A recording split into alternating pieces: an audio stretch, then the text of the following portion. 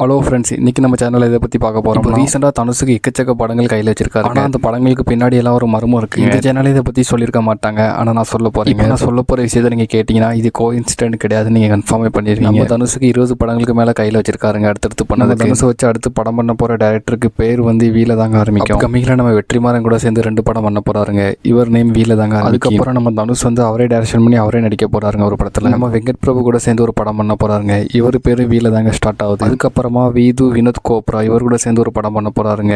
இவர் பேரு வீல தான் ஸ்டார்ட் ஆகுது. இவர் லாஸ்டா டைரக்ஷன் பண்ண படம் 12th ஃபெயில். அதுக்கப்புறமா சங்கர் கூட சேர்ந்து ஒரு படம் பண்ண போறாருங்க. அந்த படத்தோட பேரு வேல்பாரி. இவருக்கு மட்டும் ஒரு படத்துல தான் அந்த வீல பேரு ஸ்டார்ட் ஆயிருக்கு. அதுக்கப்புறமா வாத்தி, லக்கி பாஸ்கர் இந்த மாதிரி படங்கள் வெங்கி அட்லோடி கூட சேர்ந்து ஒரு படம் பண்ண போறாருங்க. இவர் நேம் வீல தான் ஸ்டார்ட் ஆயிருக்கு. இப்போ ரீசெண்டா ரிலீஸ் ஆன கர படத்துக்கு அப்புறமா விக்னேஷ் ராஜா கூட சேர்ந்து மறுபடியும் ஒரு படம் பண்ண போறாரு. இவர் பேரு வீல தான் ஸ்டார்ட் ஆயிருக்கு. அதுக்கப்புறமா ஹைச்சுனத் கூட சேர்ந்து ஒரு படம் பண்ண போறாருங்க. இவர் பேரு வீல தான் ஸ்டார்ட் ஆயிருக்கு. இது வரைக்கும் வந்த அப்டேட்ல என்னால இவ்வளவு தாங்க கண்டுபிடிக்க முடியும். அது மட்டும் இல்லைங்க, இவங்க எல்லாருமே பெரிய பெரிய டேரக்டர் தான். இவங்க எடுக்க போற கதையும் வேற லெவலில் இருக்க போகுது. போட்டோல பாக்குற இமேஜ் என்ன சொல்ல வருதுன்னா நீர், காற்று, ஆகாயம். வர போற அப்டேட் நெருப்பா கூட இருக்கலாம். இதெல்லாம் பார்க்கும்போது உங்களுக்கு என்ன தோணுதோ அதை கமெண்ட்ல சொல்லுங்க. இந்த வீடியோ பிடிச்சதுன்னா லைக் பண்ணுங்க. நம்ம சேனல் ஒன்றும் சப்ஸ்கிரைப் பண்ணாதவங்க சப்ஸ்கிரைப் பண்ணிக்கோங்க.